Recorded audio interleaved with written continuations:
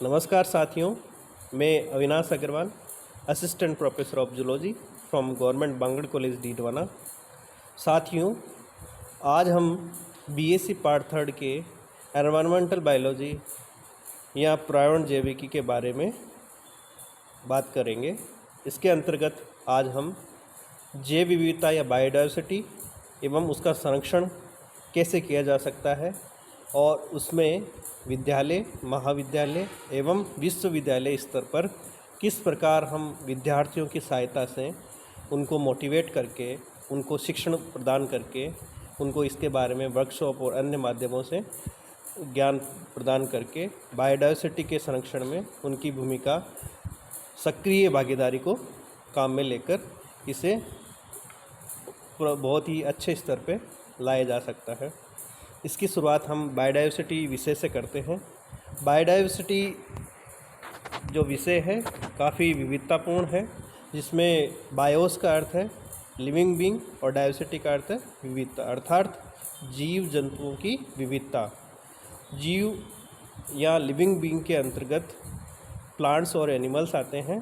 Plants की category है, उसको हम वैज्ञानिक परिभाषा में फ्लोरा कहते हैं, और उसमें वे सभी जीव आते हैं जो प्रकाश संश्लेषण के द्वारा अपना भोजन स्वयं निर्मित करते हैं। उदाहरण प्लांट्स, एल्गी, साइनोबैक्टीरिया। जबकि जो जंतु या एनिमल्स है उनको हम वैज्ञानिक भाषा में फौना कहते हैं, जिसके अंतर्गत वे सभी जीव आते हैं जो अपना भोजन स्वयं नहीं बनाते हैं, अर्थात अपने भोजन के लिए स्वपोषी जीवों पर निर्भर रहते हैं।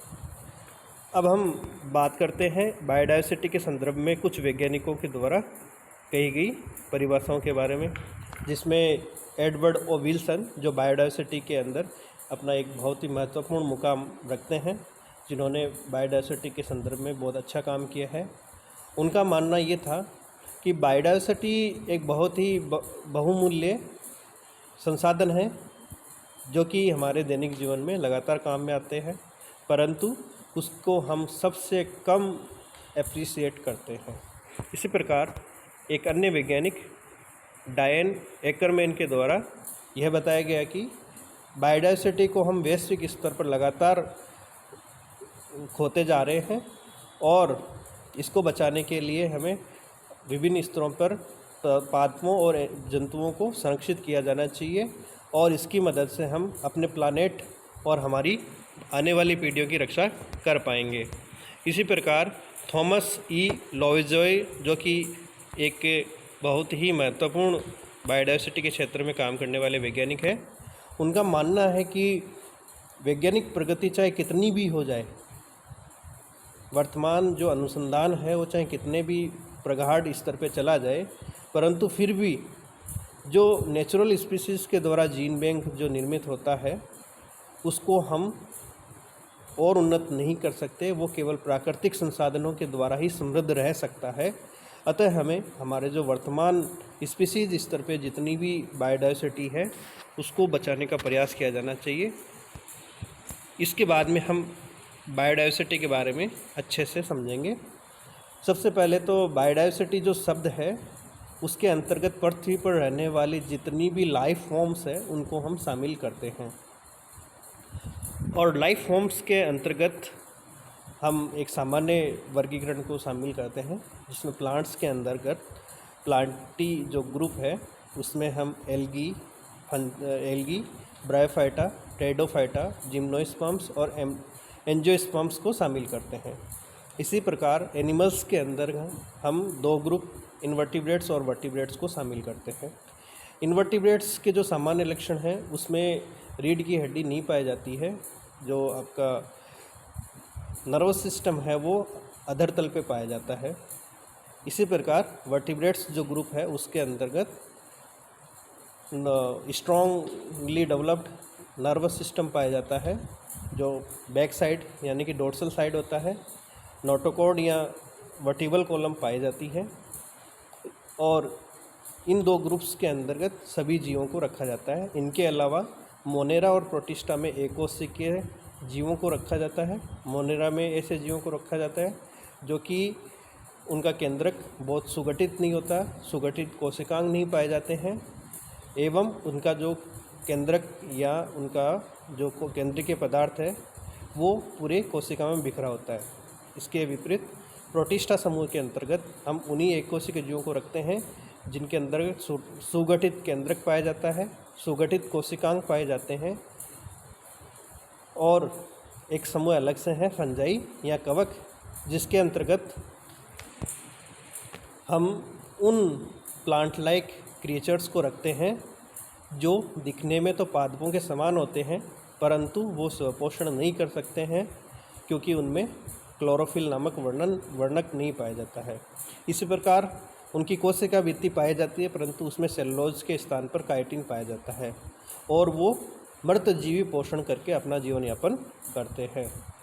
उसी प्रकार हम second point foundation of earth, इसमें हम देखते हैं कि प्रथम समय में जब पृथ्वी सूर्य से अलग होकर एक आग के गोले के रूप में बनी थी, तब इस पृथ्वी पर कोई भी प्रकार का जीवन मौजूद नहीं था, परंतु कालांतर में लगातार बदलाव आने से यहाँ पर प्रारंभिक जीवों की उत्पत्ति हुई, जो कि वर्तमान बैक्टीरिया और साइनोबैक्टीरिया के पूर्वज रहे होंगे, जिनको हम एक आदिम समूह आर्की बैक्टीरिया में रखते हैं।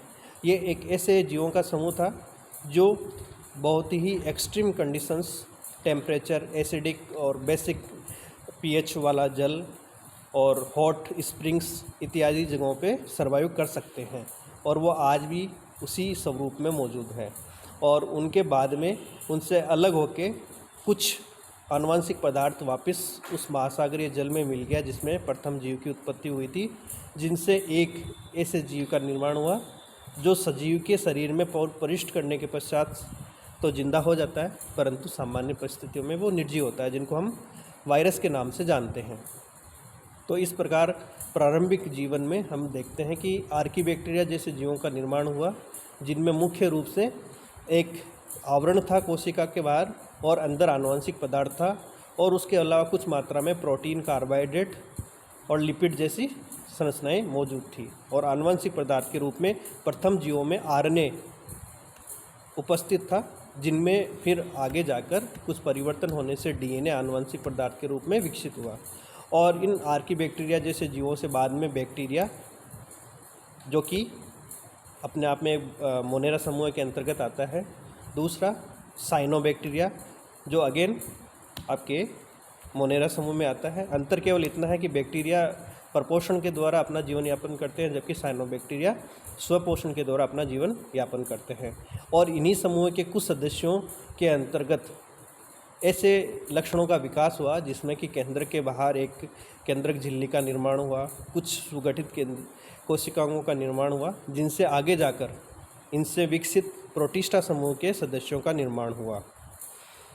और उसके पश्चात इसी में हम देखते हैं कि जो ये आपके साइनोबैक्टीरिया या नील हरी शैवाल है, इनमें ऑक्सीजन के निर्माण करने की क्षमता उत्पन्न हुई, जो आगे चलकर एल्गी समूह में बदल गए। और ये एल्गी समूह आगे ब्रायोफाइटा, टेरिडोफाइटा, जिम्नोस्पर्म और एंजियोस्पर्म में बदलते चले गए, जो विविधता के अलग अलग सोपान हैं पादपों के अंतर्गत। इसी प्रकार प्रोटिस्टा समूह है, उसी का एक अलग ग्रुप था जिसको हम बोलते हैं प्रोटोजोआ, जिसमें आदिम एक कोशिकीय जंतुओं को रखा गया है जो कि एक कोशिकीय है, परंतु वर्तमान जो वर्गीकरण है इसमें हम उनको शामिल नहीं करते हैं, उनको अब अलग से एक प्रोटिस्टा समूह में रखते हैं। अब इनके अलग अलग जो ग्रुप बने उनसे पोरीफेरा, सिलेंट्रेटा, प्लेटीहेल्मिन्थीज, एस्के हेल्मिन्थीज, और उसके बाद एनेलिडा, ऑर्थोपोडा, मोलस्का और इकाइनोडर्मेटा जैसे अकशेरुकी संघ या इनवर्टिब्रेट संघ बने। और उसके पश्चात एक क्रांतिकारी परिवर्तन ये हुआ कि इकाइनोडर्मेटा जैसे जो समूह के सदस्य थे उनमें कुछ परिवर्तन होने से कॉर्डेट्स जंतुओं का निर्माण हुआ, जिनमें सर्वप्रथम जल में रहने वाली मछलियों का उद्भव हुआ। उसके पश्चात उससे जल से बाहर निकल के एम्फीबियंस का निर्माण हुआ, और एम्फीबियंस के बाद में रेप्टिलियंस, और फिर उस रेप्टिलियन समूह से दो नई ब्रांचेज बनी जिसको हम एवीज और मेमेलिया में रखते हैं।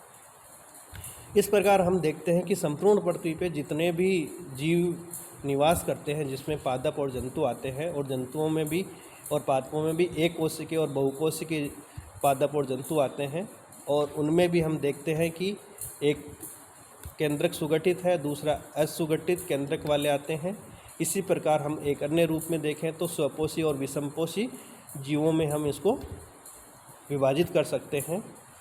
तो ये सारे के सारे जो जीव यहाँ पे पृथ्वी पे भूमंडल पे मौजूद है, वो सभी मिलकर बायोडाइवर्सिटी का निर्माण करते हैं।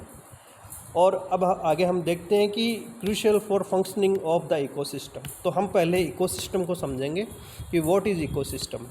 तो इकोसिस्टम की जो परिभाषा है उसमें दो एलिमेंट मुख्य रूप से आते हैं, एक तो लिविंग बीइंग और दूसरा नॉन लिविंग बीइंग, यानी बायोटिक और अबायोटिक फैक्टर्स और उनके बीच की इंटरेक्शन। अर्थात इकोसिस्टम का अर्थ यही है कि जैविक और अजैविक क्रियाओं के मध्य एक क्रियात्मक समूह है या क्रियात्मक संबंध।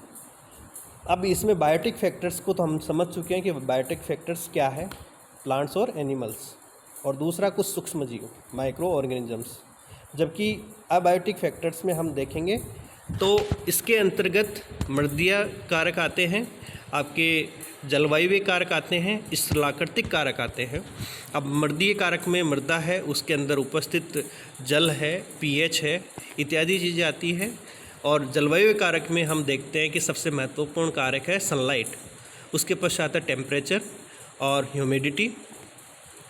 और इसी तरीके से हम देखते हैं स्थलाकृतिक कारक, जिसमें कि अलग अलग जो भौगोलिक आकृतियाँ वर्तमान पृथ्वी पे हम देख सकते हैं कि कहीं पे पहाड़ है, कहीं पे आपके पर्वत है, कहीं पे पठार है। इस तरीके की जो संरचनाएं हैं उनसे वर्षण और उससे संबंधित चीज़ें प्रभावित होती है।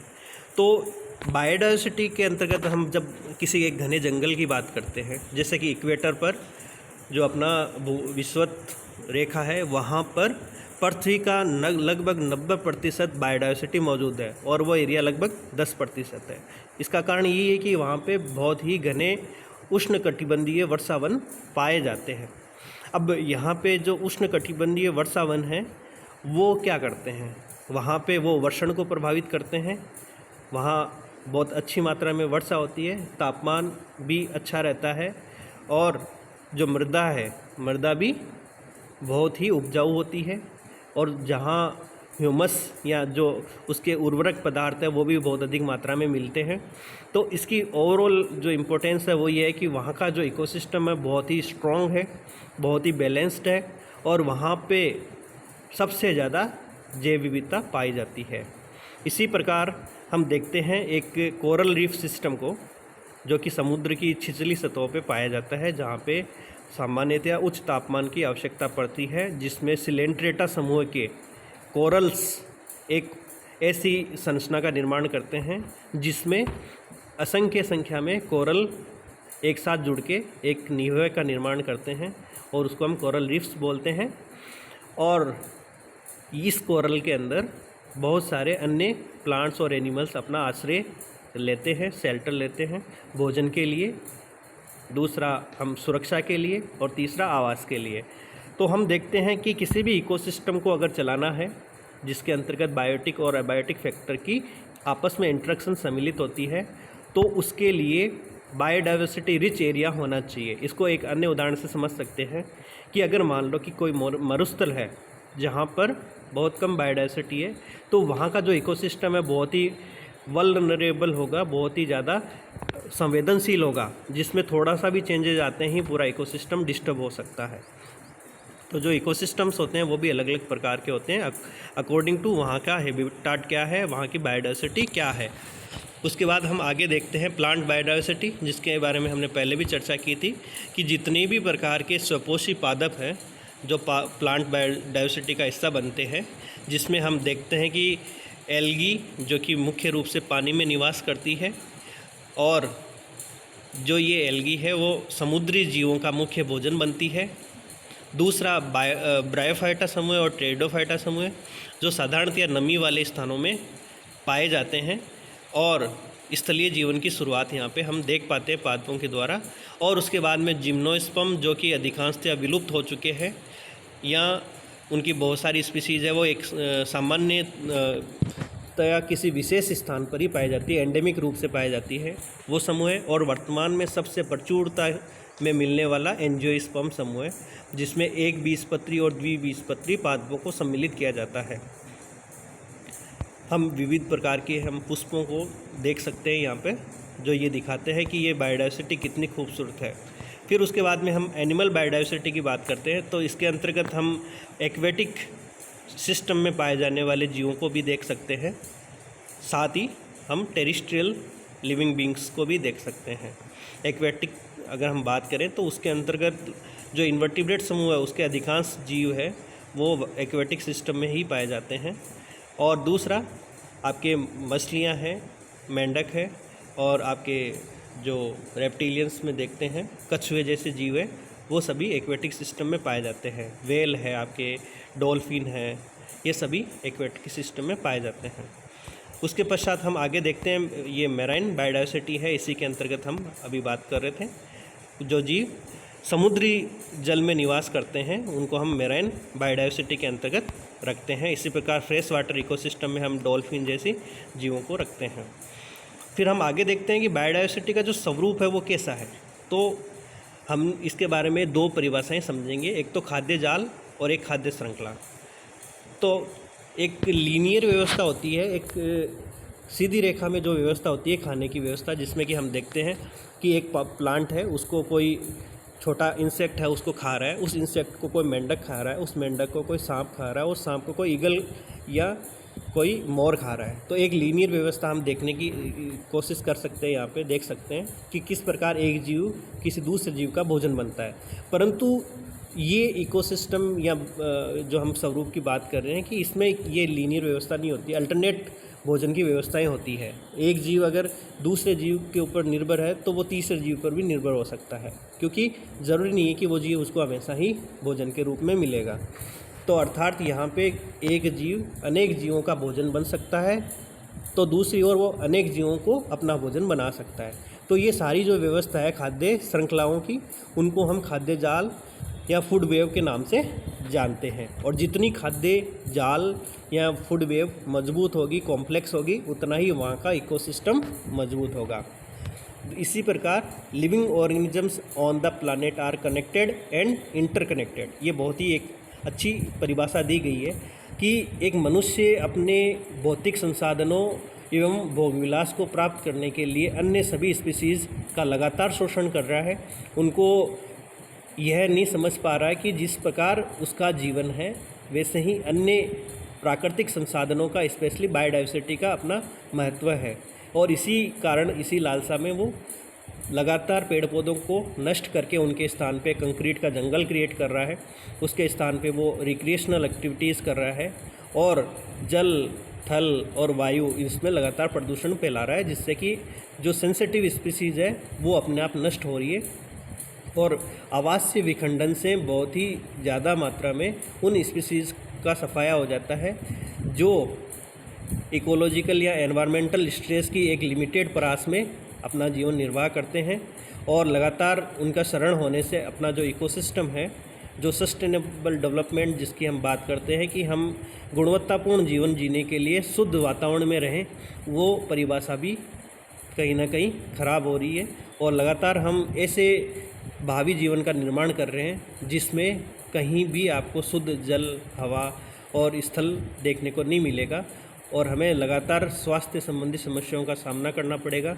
और जो प्राकृतिक संसाधन है वो इतने लिमिटेड हो जाएंगे कि हमें हर एक चीज़ का मूल्य उस समय समझ में आएगा। इसका एक छोटा सा एग्जांपल देते हैं कि जो बड़ी मेट्रोपॉलिटन सिटीज़ है, दिल्ली जैसी सिटीज़ हैं, हम भारत की बात करें तो वहाँ पे प्रदूषण का स्तर इतना बढ़ चुका है कि लोगों को स्वास्थ्य संबंधी इतनी ज़्यादा समस्याओं का सामना करना पड़ता है।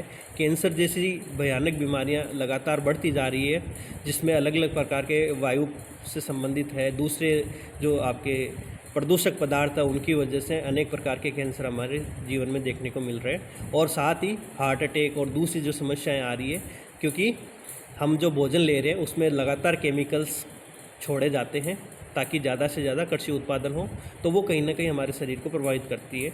उन सभी चीज़ों के स्थान पे अगर हम जो ऑर्गेनिक फार्मिंग है उसको बढ़ावा दें, नेचुरल रिसोर्सेज है उनको समझते हुए उनका अधिक से उपयोग करें, तो हम निश्चित रूप से न केवल अपना जीवन बचा सकते हैं बल्कि इस पर्यावरण या प्रकृति की जो हम बात करते हैं, उसका जो सौंदर्य है और उसकी जो समृद्धतापूर्ण जो एक अच्छी स्थिति हमने इतिहास से सीखी है और भारतीय जो वेद ग्रंथ हैं उनमें हमने पढ़ी है, उसकी जो महत्ता को जाना है, उसको हम ना केवल बचा सकते हैं बल्कि उसको समृद्ध भी कर सकते हैं और आने वाले समय में अपनी भावी पीढ़ी को एक सुंदर, सुखद और बहुत ही अच्छा गुणवत्तापूर्ण जीवन देने में अपनी भूमिका निभा सकते हैं।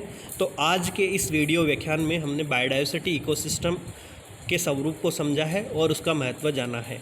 इसी व्याख्यान के अगले कड़ी में हम इसको किस प्रकार विद्यालय, महाविद्यालय और विश्वविद्यालय स्तर के विद्यार्थियों को समझाकर और उनके माध्यम से समाज में एक संदेश, एक मैसेज इस प्रकार से दिया जा सकता है कि इसको हम घर घर अपनाकर अपने आसपास के वातावरण को कैसे प्रोटेक्ट कर सकते हैं। छोटे और घरेलू उपयोग करते हुए हम इस जो मुहिम है हमारी, जिसमें कि हम पर्यावरण को बचाएं, उसका महत्व एक दूसरे को समझाएं और अपने जो दैनिक जीवन में संपोषणीय विकास की जो परिभाषा है उसको अपनाते हुए रोजगार के नए साधन उपलब्ध करवा सकते हैं और अपनी प्रकृति को बचा सकते हैं। प्रदूषण स्तर को कम करते हुए हम अच्छा जीवन जी सकते हैं। तो आशा है आप सभी विद्यार्थी इस व्याख्यान से लाभान्वित होंगे और इस वीडियो को आप अपने मित्रों को और अपने सहकर्मियों को, सहपाठियों को बताएं और उनको ज़्यादा से ज़्यादा शेयर करें और हम नेक्स्ट वीडियो में जल्द ही आपको इसकी अगली कड़ी प्रस्तुत करेंगे। धन्यवाद।